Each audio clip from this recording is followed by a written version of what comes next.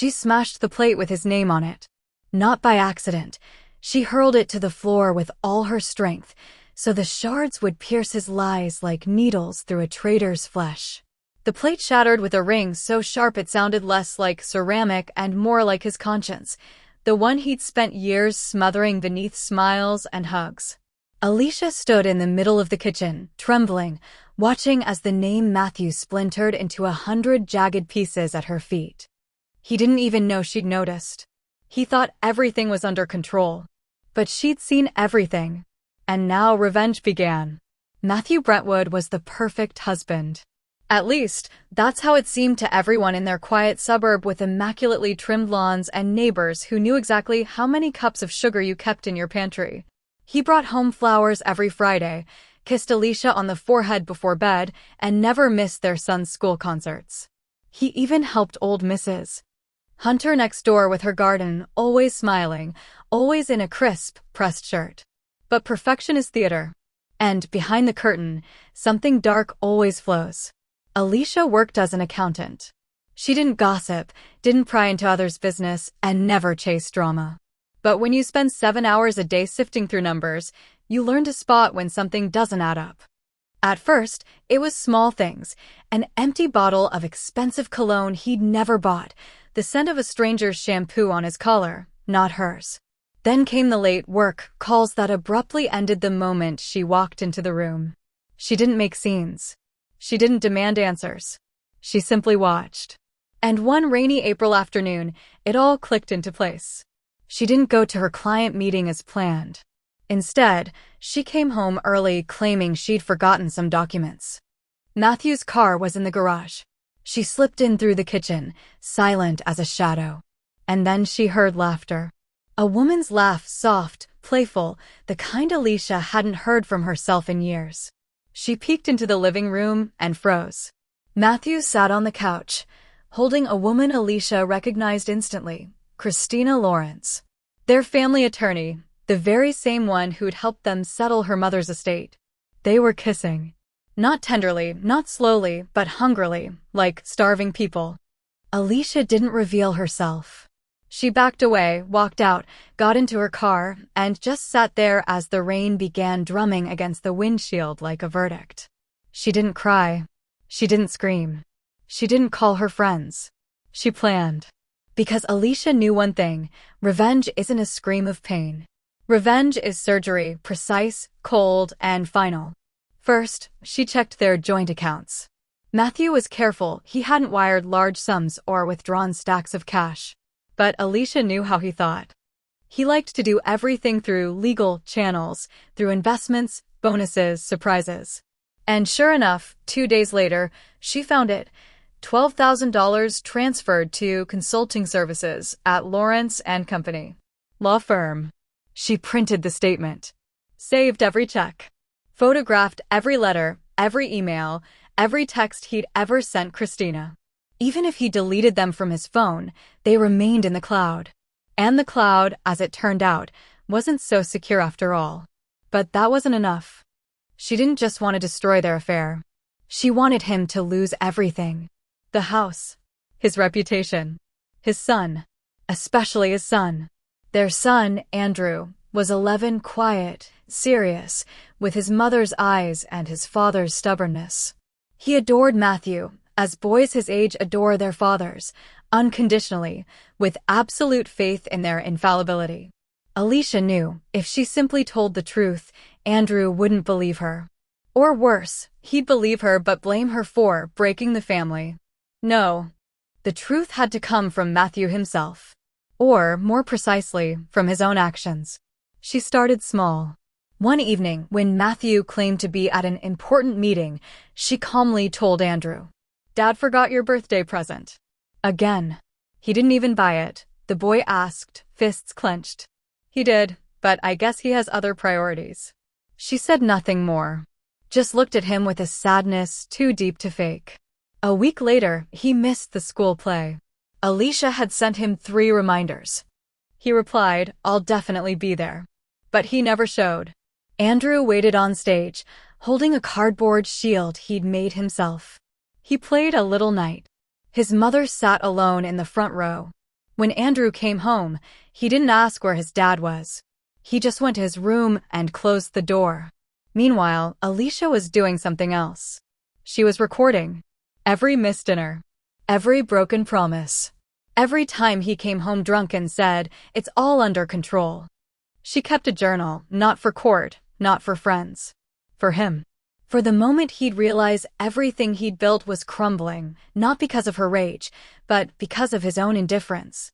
Matthew began to notice the changes. Alicia stopped making his favorite dish, lasagna with truffle oil. Now dinners were simple, almost bland: rice, chicken, roasted vegetables. "Aren't you on a diet?" he asked one night. "No," she replied calmly. "I'm just tired of cooking for someone who never eats at home." He tried to kiss her. She pulled away, not sharply, but firmly.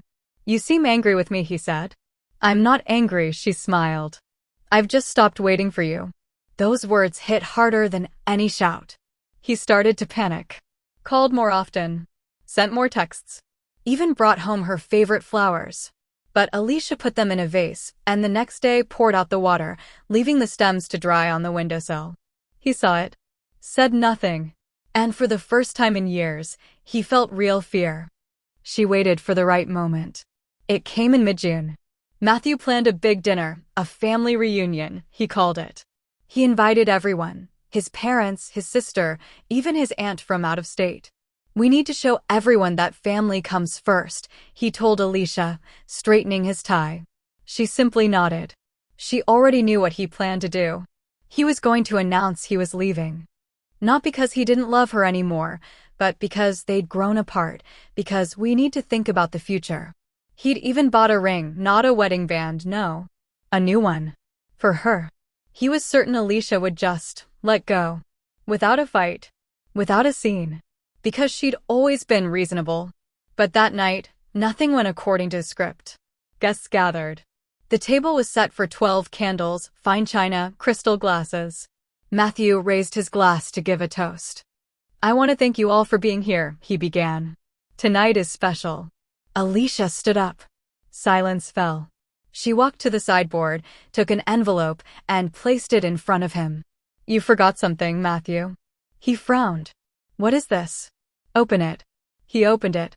Inside were printouts, bank statements showing transfers to Christina Lawrence, copies of messages, photos of them leaving a hotel together, even jewelry store receipts dated on his business trips. "You," he whispered, paling. "I'm not someone you can lie to and forget," Alicia said, staring straight into his eyes. "I'm not someone you can erase from your life like a line item in a budget."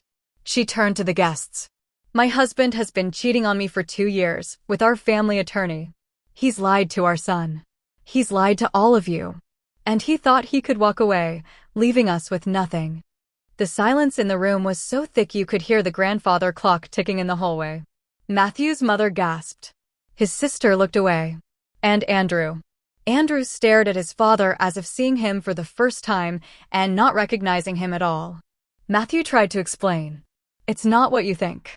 It was a mistake. I wanted to fix it." "You didn't want to fix it," Alicia cut in. "You wanted to replace me." She walked over to her son and took his hand. "Let's go, Andrew.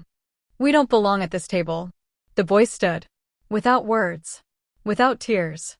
He simply stood and followed her. When the door closed behind them, Matthew was left alone at his perfect dinner, with a ruined reputation, an empty house, and a name no one would ever speak with respect again. Alicia didn't file for divorce right away. She waited. 2 weeks later, Christina Lawrence resigned from the firm after her partners received an anonymous package of documents. A month later, Matthew lost his bonus. His bosses decided questions of ethics mattered more than profit. And a week after that, his parents stopped answering his calls. He tried to come back. He showed up at Alicia's house with flowers, letters, promises. She never opened the door.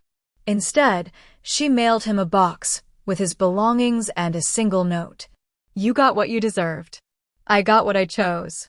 We're no longer connected." 6 months passed. Alicia and Andrew moved to a smaller town, quieter, where no one knew their past. She opened a small accounting practice. Andrew started playing basketball at his new school. They never spoke of Matthew. But one evening, as they drank hot cocoa in the kitchen, the boy suddenly asked, "Do you hate him?" Alicia was quiet for a moment. "No," she said. "I just don't feel him anymore." Andrew nodded. "Me neither."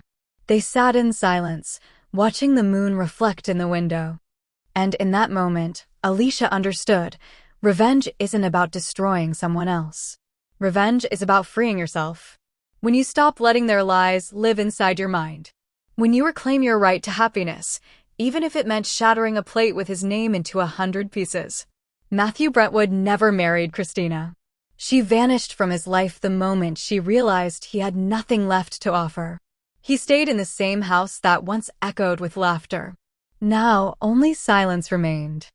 And one day, as he washed dishes and dropped a cup, he instinctively turned, expecting to hear her footsteps.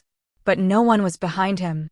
Just his own reflection in the window, a lonely man who'd lost everything, not because someone destroyed him, but because he chose betrayal. And Alicia? She never looked back. Because revenge isn't the end of a story. It's the beginning of a new one. And in her new story, there was no room for lies. Only truth, freedom, and a quiet, steady happiness, the kind that grows not on deception, but on honor.